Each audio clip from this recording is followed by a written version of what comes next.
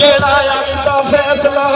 हो जांदा होती फेर ना कदे अपी लोवे होया रफीक मुकदमा क्यों मारे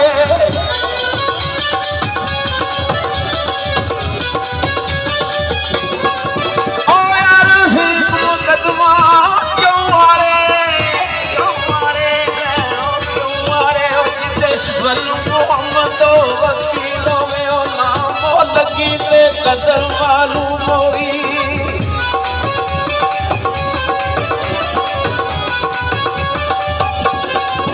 ओ नाम लगी ते कदर मालूम होई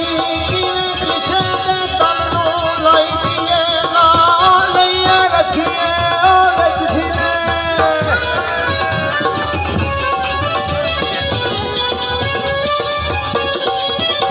ना लइए रखिए सोच बावनी चाहिए कोई डर